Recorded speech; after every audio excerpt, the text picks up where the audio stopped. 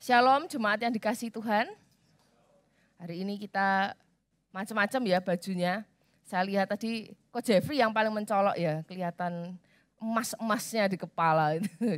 Keren ya, bangsa kita memang punya kostum yang sebenarnya keren-keren. Kalau misalnya kapan hari di KW itu sanggulan macam-macam ibu-ibu ya. Hari ini mungkin kepagian untuk bersanggul. Jadi hari ini saya lihat kok enggak ada yang sanggulan ya. Biasanya Bu Suratun itu yang suka.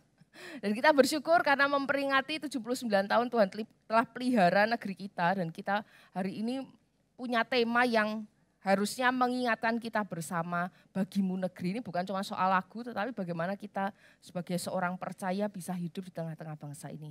Sebelum lebih lanjut kita akan bersama-sama membaca satu ayat firman Tuhan dari Yeremia 29 ayat 7.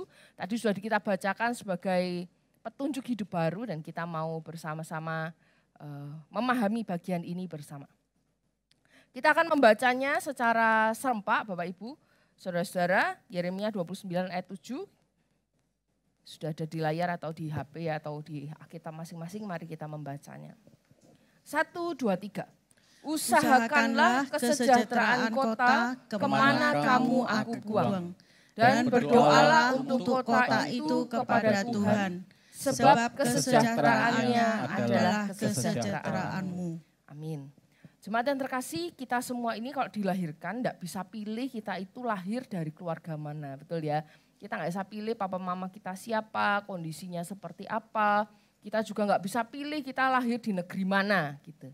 Kalau misalnya Bapak Ibu boleh pilih gitu ya, kira-kira di negeri mana Anda pengen dilahirkan? Mungkin ada yang bilang, aku tuh pengen di Congkok misalnya ya. Aku pengen di Korea gitu. Aku pengen di Amerika yang di negeri yang canggih, di Jepang atau manalah terserah. Anda mungkin menyebutkan di dalam hati ada satu negeri yang Anda pengen, aduh kayaknya tuh di negara itu lebih enak ya. Apalagi kalau Anda bepergian ke sana kelihatannya nyaman, semua dalam keadaan yang baik, mungkin cuacanya juga menurut Anda itu sejuk atau bagaimana. Itu membuat kita merasa, wah lebih enak di sana ya tiwas di sini. Sehingga kita kalau andai bisa pilih, kita pengen dilahirkan di negeri lain. Gitu. Sekarang ini kita dilahirkan di Indonesia. Kita dilahirkan sebagai seorang WNI, warga negara Indonesia. Kita berKTP Indonesia. Kita punya hak, kewajiban sebagai warga negara dan itu melekat di dalam hidup kita sampai kita melepas misalnya ya kewarganegaraan itu. Memang beberapa waktu yang canggih ini kita melihat ada banyak orang yang memilih untuk meninggalkan kewarganegaraan Indonesia dan berpindah ke kewarganegaraan lain itu ya ada. Itu pilihan yang ya orang pikir pasti ada timbang-timbang kenapa kok mereka memilih meninggalkan kewarganegaraan tertentu. Tapi kita melihat bahwa negeri mana sih yang ya oke maju secara teknologi mungkin canggih, mobil-mobilnya semua sudah listrik, kita masih ada sebagian lah, nggak terlalu banyak. Kemudian mungkin yang ekonominya kelihatannya lebih stabil, mungkin mata uangnya rasanya lebih tinggi daripada rupiah. Mungkin kita pikir, wah sejahtera rakyatnya, pendapatan per kapita lebih tinggi daripada Indonesia. Mungkin keamanannya lebih canggih daripada di Indonesia atau ya bagaimanapun lah keadaan negara-negara yang bagi kita tuh lebih daripada kita melihat negeri kita sendiri. Jemaat yang terkasih, tapi negeri mana sih? Kalau kita baca di internet, kita melihat, karena internet itu sudah mendunia ya, kita bisa baca, mau tahu kondisi negeri manapun kita bisa tahu. Negeri mana sih yang tidak punya pergumulan? Ada enggak? Negeri mana yang hidupnya itu lancar, baik semua negeri itu? Ada? Saya kira enggak ada ya. Secanggih-canggihnya negeri itu, sehebat-hebatnya negeri itu, waktu Krismon 98, Bapak Ibu Saudara-saudara ingat, mungkin ada sebagian anak-anak kita yang belum lahir ya. Waktu itu begitu banyak negara yang sangat terpuruk, sehebat-hebatnya pun mereka. Belum lagi ancaman teroris, beberapa waktu belakangan kita mungkin merasa wah sudah reda. Berapa tahun yang lalu yang menegangkan, di berbagai negara itu begitu menjadi ancaman. Jadi kita bisa melihat sebenarnya di berbagai negara, nggak cuma di Indonesia, itu punya pergumulannya masing-masing.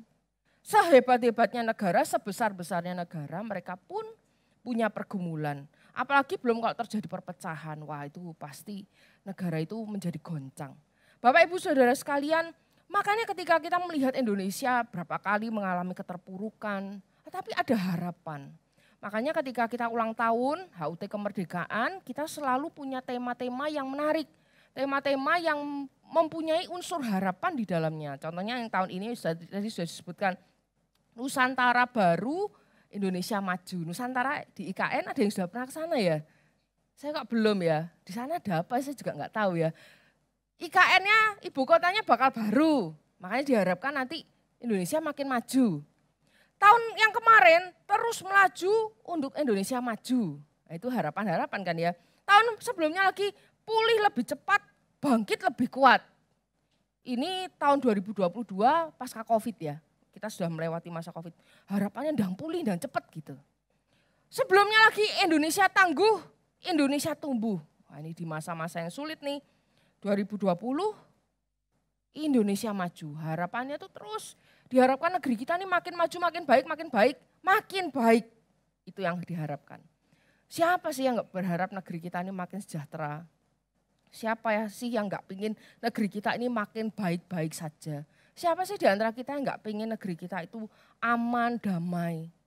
Ya pasti kita semua mengharapkannya. Maju, maju, maju itu harapan kita. Makanya ketika kita ngomong soal berbangsa, jemaat yang terkasih, setiap orang termasuk bangsa kita pasti memiliki harapan yang tinggi soal kesejahteraan, kemajuan yang kita sebut biasanya sebagai shalom. Shalom itu jadi bukan halo ya. Kadang orang berkata shalom, kurang keras shalom. Bukan gitu, itu salah itu penggunaannya ya. Shalom itu artinya adalah hei damai sejahtera. Salam damai sejahtera buat kamu. Damai, sejahtera, keadaan yang aman, yang baik, itulah shalom. Maka kita sebagai gereja, sebagai baik pribadi maupun secara kebersamaan komunal ini kita dipanggil nih sebagai umat Tuhan untuk menjadi petugas, pembawa shalom atau saluran shalom. Pembawa dan saluran shalom. Shalom itu Bapak Ibu kalau melihat di dalam bahasa aslinya bisa ditampilkan ya. Saya agak keren sedikit sekarang ya. Tulisannya kayak gini, kalau ada yang bisa baca itu tulisannya bacanya dari sisi sana ya. Kalau karena bahasa Ibrani seperti bahasa Arab yang dibaca dari sebelah sana ke sebelah sini, kebalikan dari kita. Shalom itu artinya sejahtera, damai. Next. Nah, kalau dalam bahasa Yunani mungkin Anda lebih kenal nih ya, kalau namanya pembawa damai, ada ayat firman Tuhan itu di dalam Matius itu, berbahagialah orang yang membawa damai itu ya. Pembawa damai itu Renopoio, angel ya gitulah. Kalau kita makanya jangan dikira jadi jadi hamba Tuhan tuh belajarnya gampang ya. Kita suruh ngomong belibet kayak begini, bacanya aja susah. Apalagi mengartikannya ya, bacaan lah ya, Bapak Ibu bantu saya baca. Dari unsur kata ini Anda mungkin mendapatkan satu nama ya, yang kita kenal. Siapakah nama itu? Next ya, Eirene atau gembala sidang kita.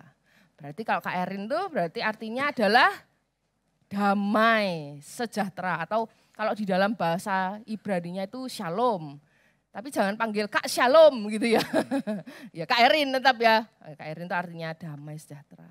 Jadi ketika kita bertemu dengan seorang yang bernama Erin itu diharapkan ternyata Irene itu diharapkan dia itu adalah shalom. Damai, sejahtera, keadaan yang baik. Nah, itu yang dari kata aslinya. Bukan hanya shalom secara rohani sebetulnya Bapak Ibu. Kalau kita ini pembawa shalom kan kita pembawa kabar sukacita, kabar Injil. Supaya orang itu mengenal Allah yang Maha Kasih, mengenal Allah yang Maha Kuasa. Supaya hidupnya itu dipenuhi oleh sukacita dan damai sejahtera. Melalui kesaksian hidup kita, melalui pemberitaan Injil kita, itu kita harapkan kita pembawa shalom secara rohani kepada orang lain. Tetapi juga ternyata shalom itu bukan bicara soal rohani doang. Shalom itu di dalam Alkitab, di dalam bacaan firman Tuhan dari Yeremia tadi, shalom yang dimaksud bukan cuma sekedar soal rohani, tetapi melingkupi semua unsur di dalam kehidupan kita termasuk secara jasmani. Jadi kalau ngomong soal keamanan ya betul-betul aman dari ancaman bahaya. Ngomong soal damai ya betul-betul enggak ada situasi yang membahayakan seperti itu. Jadi dalam setiap aspek kehidupan kita itu diharapkan kita sebagai gereja itu pembawa shalom bagi sekeliling kita. Mari kita pahami bersama. Ada dua hal yang kita perlu pahami hari ini. Tetapi izinkan saya menceritakan sedikit tentang latar belakang kisah dari Yeremia tadi. Bapak Ibu Saudara sekalian, Yeremia itu kan seorang nabi ya, Bapak Ibu tahu ya. Yeremia itu seorang nabi yang pada waktu itu melayani di kerajaan selatan atau Yehuda. Dia di sana itu melayani ketika bangsa Israel sudah pecah jadi dua, dari atas dan bawah, Israel atas dan Israel bawah, utara dan selatan. Itu yang utara itu sudah ditaklukkan oleh Asyur, jadi itu negara sudah hancur. Sudah hampir 100 tahun negara itu sudah hancur. Nah sekarang ternyata giliran negara selatan, Israel bagian selatan atau bagian yang bawah itu juga mengalami hal yang sama. Sebabnya sama Bapak Ibu. Sebabnya adalah ketika mereka melanggar perintah Tuhan, tidak taat. Kan Tuhan sudah janji, kamu kalau taat itu berkat. Kalau kamu tidak taat, kamu mengkhianati Tuhan, maka kamu akan mendapat hukuman, yaitu hukuman yang mereka terima. Ketika mereka pada waktu itu Yehuda atau kerajaan selatan itu ditaklukkan akhirnya oleh negara Babel. Negara Babel waktu itu sangat gede, sangat hebat. Itu salah satu negara yang waktu itu sangat-sangat maju dan kuat sekali militernya. Maka gak heran kalau negara itu Israel bagian selatan akhirnya dikuasai oleh Babel dan dibuang ke negeri yang jauh dari kota mereka, di Babel.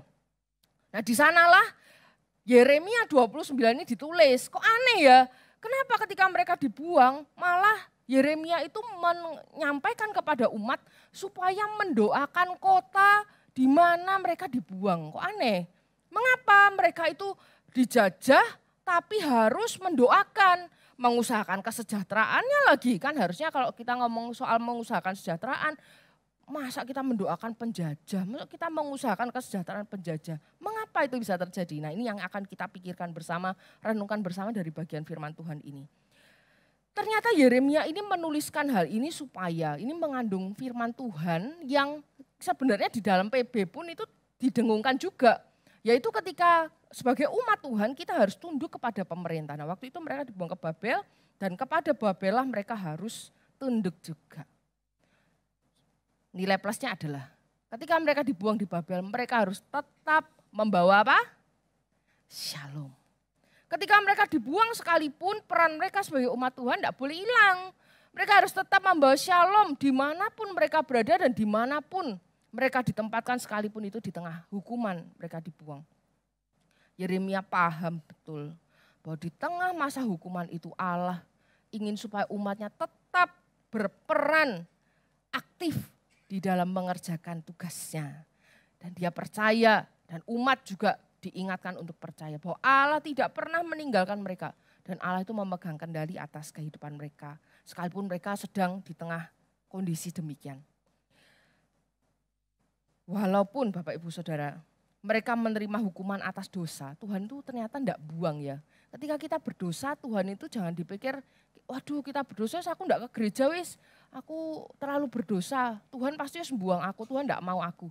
Ternyata enggak loh, umat Israel ini jadi bukti. Mereka dibuang, mereka dihukum, iya betul. Tetapi mereka tetap dikasih dan dipelihara. Jemaat yang terkasih, menjadi saluran berkat dan pembawa shalom, itu menjadi tugas umat Tuhan waktu itu di negeri Babel. Dan kita harus juga mengemban tugas bersama sebagai umat Tuhan masa kini untuk membawa berkat dan membawa shalom bagi sekeliling kita. Mereka pada waktu itu dan kita saat ini diminta dua hal, yaitu mendoakan.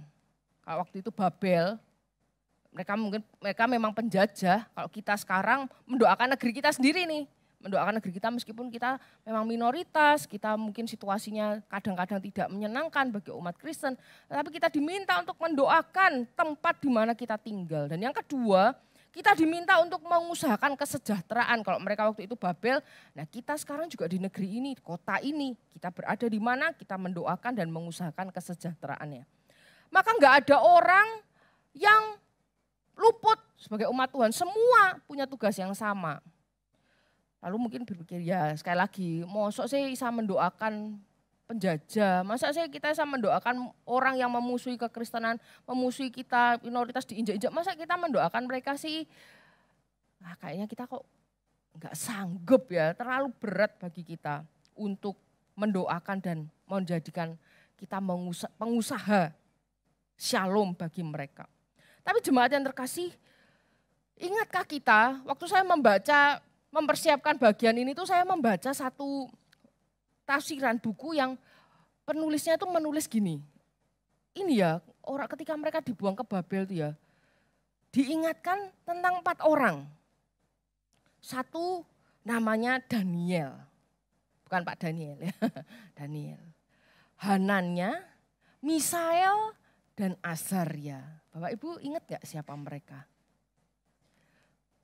Ya nama lainnya nih pasti lebih populer nih. Daniel, lalu Sadrak, Mesak, dan Abednego, 4 orang. Saya ada gambarnya nih ya, mengingatkan kita bersama. Hananya, Misael, Azaria, itu peristiwanya di dapur api, kita tahu itu, di zaman Raja Nebukadnezar. Dan juga Daniel, di mana? Di perut ikan katanya ya. Kadang guru sekolah minggu salah nyanyi itu ya. Daniel di perut ikan, salah itu Yunus.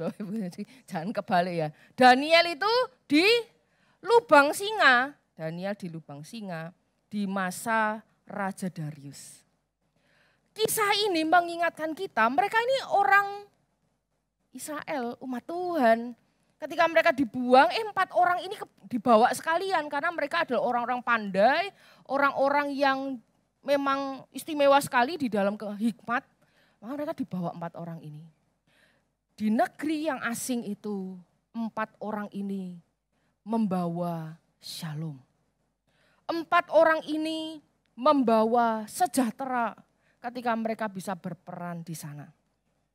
Mereka hidup, mereka punya hikmat, mereka punya kesaksian iman, dan waktu Allah itu menyatakan kuasanya lewat mereka berempat, maka raja itu memuliakan Allah. Kita lihat next ya. Saya catat, ini ada 2 bagian firman Tuhan, itu yang satu kata-katanya Nebukadnezar, yang satu kata-katanya Darius. Intinya hampir sama. Intinya adalah satu, mereka memuji Allahnya Sadrak, Mesak, Abednego, dan Daniel. Lalu mereka juga memerintahkan orang untuk menghormati Allahnya mereka. Yang kedua, mereka bahkan berkata bahwa Dia adalah Allah yang hidup dan mengakui bahwa Allahnya orang Israel lebih besar daripada raja itu sendiri. Kalau kita ingat di negeri-negeri yang menyembah berhala, raja itu adalah dewa yang sangat tinggi kedudukannya. Ketika mereka para raja ini mengakui Allahnya Israel sebagai yang lebih besar dari mereka, wah itu berarti mereka sungguh-sungguh memuliakan Allah. Daniel, Hananya, Misael, dan Azaria, atau Daniel, Sadrak, Mesak, dan Abednego, dipakai Allah untuk membawa shalom bagi negeri itu dan memuliakan Allah.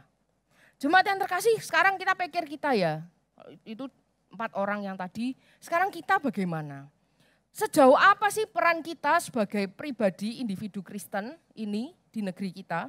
Dan bagaimana peran gereja kita untuk negeri ini? Bagaimana kita sebagai orang percaya yang katanya gereja itu eklesia. Eklesia itu artinya yang ditarik keluar dari mana? Dari kegelapan dosa kepada terang Kristus yang ajaib. Kita ditempatkan oleh Tuhan di negeri ini supaya kita berdampak membawa shalom. Kalau di dalam Matius itu digambarkan sebagai kita itu adalah garam dan terang dunia. Jemaat yang terkasih, umat Kristen di Indonesia itu jumlahnya ternyata lumayan banyak ya. Kalau di statistika tahun 2024 ini jumlahnya 29.500.000 sekian. Dari seluruh penduduk Indonesia, ini ngomong soal Kristen itu berarti anggapannya tuh Kristen dan Katolik ya kalau menurut statistik itu. Jadi ada 10% kurang lebih penduduk Indonesia yang beragama Kristen. Nah yang Protestan seperti kita ada 7,4%-an lah, sekitar segitu. Jumlahnya besar apa kecil ya? Dibilang besar ya lumayan lah dibandingkan mungkin agama-agama yang lain. Tetapi kalau dibilang kecil ya kecil. 1:9 itu ya cilik ya Bapak Ibu, saudara-saudara. Tetapi kita melihat bahwa ketika kita tuh jumlahnya enggak gitu besar. Mungkin kita dianggap di mana-mana itu dianggap minoritas. Tetapi Matius 5 itu mulai ayat 9 terus nanti turun ke bawah itu. Berbahagialah orang yang membawa damai tadi ya. Kak Erin, ingat ya membawa damai, Kak Erin. Kita ini disebut anak-anak Allah. Dari kita membawa damai itulah orang kenal kita sebagai anak Allah. Kemudian kita juga diminta untuk mengingat identitas kita sebagai garam. Garam itu kalau kita ngasih garam di masakan kira-kira berapa sendok bebek. Berapa sendok bebek itu bisa bodrek kita ya. Langsung tekanannya langsung naik. Mungkin yang pakai sendok bebek kalau masak mungkin cuma Bu Anti karena dia catering ya. Mungkin di antara kita yang catering baru pakai sendok. Kalau kita rata-rata ya seujung sendok makan atau satu sendok teh atau bagaimana ya. Jumlahnya kecil dibandingkan sepanci masakan yang besar itu. Jumlahnya kecil. Terang misalnya lah lampu kita ya cuma berapa nih 1, 2, 3, 4, 5. Lampu 6 di sebelah sana. Beberapa di ruang samping dan di belakang. Enggak banyak jumlahnya terang tapi kita disebut sebagai terang dunia, gak banyak terang itu, tapi dampaknya besar dan menerangi. Baik garam yang kelihatannya dikit, terang yang jumlahnya gak gitu banyak, tetapi berdampak itulah yang diharapkan bagi kita orang percaya bagi negeri ini. Jemaat yang dikasihi Tuhan, apa ya yang bisa kita buat negeri ini? Apa ya, sekalipun kita minoritas, kontribusi apa sih yang bisa kita lakukan ya? Saya juga ingat sebuah kisah tentang seorang tokoh muda di Alkitab tuh ya. Namanya Yusuf, siapa di antara kita enggak kenal Yusuf? Yusuf itu sangat terkenal. Dia dikenal sebagai seorang muda yang dibuang di negeri Mesir juga. Dia dibuang juga, tapi sebabnya lain, dibuang oleh saudara-saudaranya. Dia tahu betul, dia itu orang yang dikasihi Tuhan. Dia tahu betul Tuhan beserta dengan dia. Mulai dia di rumah Potifar, dijual jebret di rumah Potifar itu. Ketika dia dipenjara, difitnah oleh istri Potifar. Ketika dia kemudian berubah situasinya dari tahanan menjadi orang nomor 2 di Mesir. Dia punya kesamaan di dalam setiap fase hidupnya apa? Dia berdampak. Di rumah Potifar, dia diserai semua, dipercayakan rumah itu. Di penjara, dia disenangi oleh kepala penjara. Di posisi tinggi sebagai orang nomor 2 di Mesir ketika dia sudah menafsirkan mimpi dari Firaun dari hikmat oleh Tuhan. Ada 7 tahun kelaparan, 7 tahun kelimpahan dan 7 tahun kelaparan. Saat itulah dia berkontribusi di negeri itu. Apa yang dia lakukan? Dia simpan tuh bahan makanan 7 tahun pertama. Ketika limpah dia kumpulkan. 7 tahun berikutnya ketika lapar, enggak cuma negeri itu yang lapar, seluruh negeri sekeliling pun kelaparan melanda. Maka dia berdampak besar. Menyediakan bahan makanan luar biasa. Tersedia hanya di Mesir. Jemaat yang dikasihi Tuhan, mungkin kelihatannya Yusuf itu merangkak dari posisi yang bawah. Posisinya mungkin dia ya sebagai pembantu di rumah Firaun. Di rumah Potifar, di penjara, mungkin dia sebagai tahanan. Dia hanya orang nomor 2 bukan nomor 1 di Mesir, tetapi dia berdampak besar. Dia membawa shalom, mengusahakannya dan menyatakan di dalam pekerjaannya untuk menyediakan makanan bagi negeri itu dan sekelilingnya. Ketika kita ingat kisah itu, jemaat yang terkasih, bagaimana kita, sekali lagi kita tanya, terus kita piye? Apa yang bisa kita kerjakan bagi negara ini? Beberapa waktu yang lalu ada Ina jadi petugas KPPS ya, petugas pemilu kayak gitu. Ada juga Tasya, anaknya Bu Wiwin yang pergi ke luar negeri mewakili Indonesia untuk paduan suara. Ada mungkin anak-anak kita yang berprestasi sekolahnya, baik secara akademik maupun juga mungkin non-akademik. Kita bersyukur karena mereka sejak kecil, sejak muda dipakai Tuhan untuk berperan bagi lingkungan sekitarnya. Jangan bilang, gak usah. Jadi misalnya ini ya, Karang Taruna ya, kayak Danilo, Nadia. Gak usah, gak perlu. Terus istri-istri kita misalnya jadi ibu-ibu PKK, gak usah, repot misalnya gitu. Loh ya jangan, ini peran kita yang seolah kecil tetapi kita bisa berdampak bagi lingkungan sekitar kita. Bagaimana seorang Kristen itu dikenal ketika kita tuh dikurung di dalam rumah, enggak berdampak. Ketika kita enggak ngapa-ngapain di luar gereja, kita karena di sini garam kabeh, sudah kasinan kita di sini ya. Keluar. Kita di sini terlalu terang karena kita semua terang. Maka keluar. Di tengah kegelapan kita perlu untuk membawa dampak itu. Membawa shalom bagi banyak orang di lingkungan kita. Apapun yang kita kerjakan di tengah masyarakat, sekecil apapun, mungkin kemarin ada yang ikut malam tirakatan ya, datang kumpul sama tetangga ngobrol sedikit. Siapa tahu ada yang diajak ke gereja, ya itu bagian kita untuk berdampak bagi sekeliling kita, bagi negeri kita. Mungkin bagi kita yang bekerja, kita bekerja dengan sungguh-sungguh untuk memajukan perekonomian Indonesia gitu. Yang punya usaha bisa menarik banyak tenaga kerja, itu peran kita. Ada juga mereka yang dengan rela hati nggak pakai mencucu membayar pajak. Nah ini juga penting ya. Kadang kita tuh kalau lihat TV tuh sebel gitu ya. Kita ngoyo-ngoyo kerja, kita bayar pajak, pajaknya dikorupsi. Wah itu paling pegel kita ya. Tapi ya bagian kita adalah kita yang ngerjakan aja bagian kita. Sisanya, nah nanti bagian yang kedua kita akan mendoakan. Bagaimana kita juga bisa mengusahakan kerukunan, ada yang jadi Pak RT, mungkin jadi Pak RW atau bagaimana. Kita bisa juga terlibat di dalam berbagai pelayanan misi bagi negeri kita untuk menjangkau suku-suku yang masih belum terjangkau oleh Injil. Dan saya harapkan ini, saya pikir-pikir apa ya, GKT, Kanaan ya, rata-rata kita ya nggak banyak yang terlibat kayak politik-politik ya. Siapa tahu nanti ke depan ada generasi muda yang mau terjun ke dalam politik. Ya itu baik aja ketika sungguh-sungguh bisa berintegritas, mau peduli terhadap rakyat, membantu rakyat bukan supaya untuk dipilih ya kayak gitu.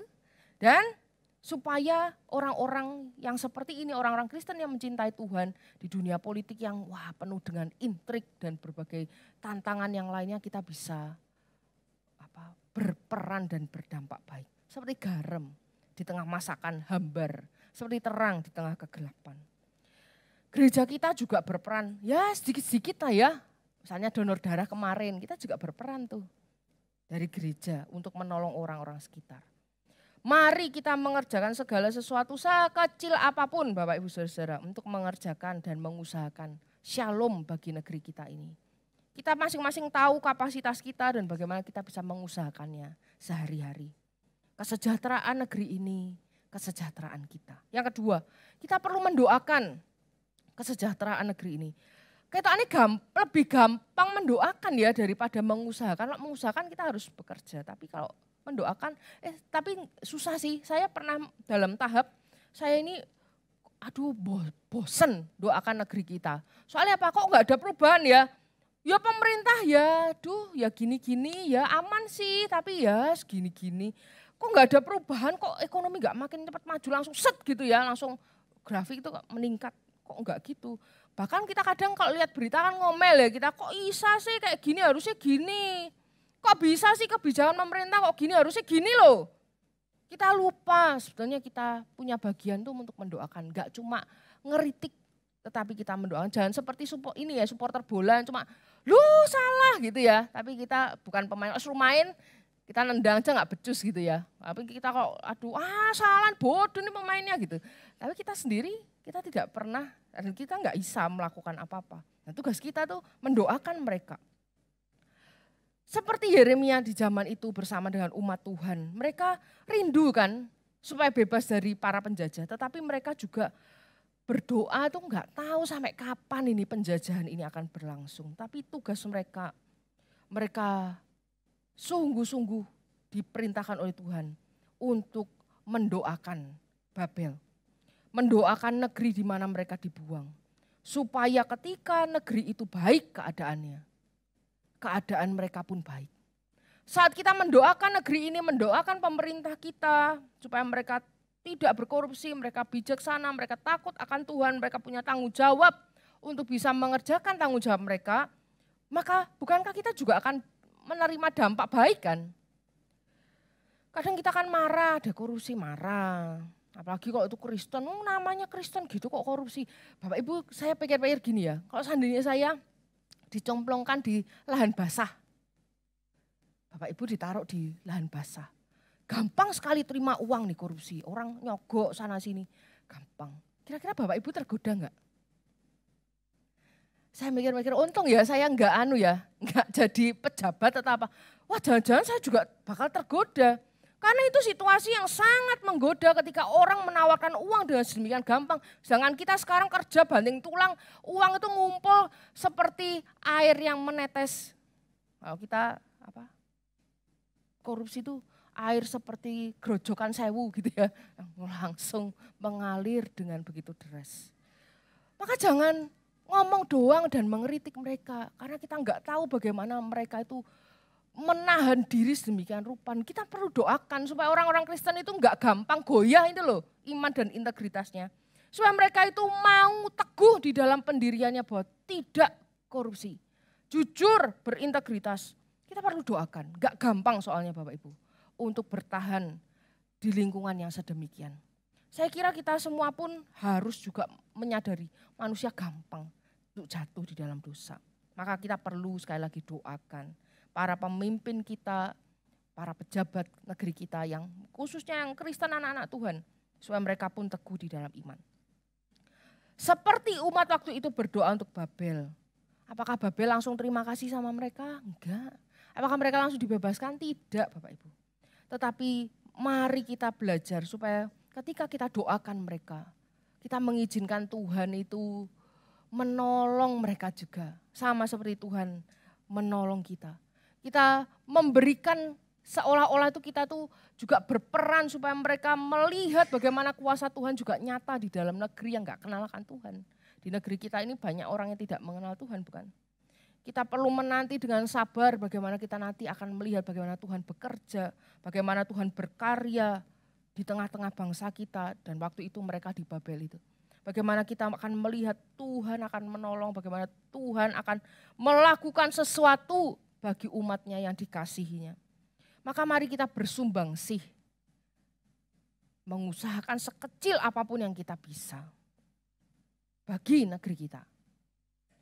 Dan baik sebagai perorangan maupun sebagai komunal. Dan kedua, jangan lupa doakan, ojo males, jangan putus asa berdoa untuk negeri kita. Sebab usaha sekecil apapun, doa sesederhana apapun, itulah tugas kita sebagai para pembawa shalom dan saluran shalom bagi lingkungan sekitar kita. Sekali lagi, kesejahteraan kota, kesejahteraan negeri ini, kesejahteraan kita juga. Dan kiranya nama Tuhan dimuliakan melalui keberadaan kita sebagai orang percaya di negeri yang kita ini sekecil minoritas. Tetapi biarlah berdampak besar, menggarami dan menerangi. Dirasakan dampaknya secara luas. Dan nama Tuhan sekali lagi akan selalu dipermuliakan melalui kita. Amin. Mari kita akan berdoa.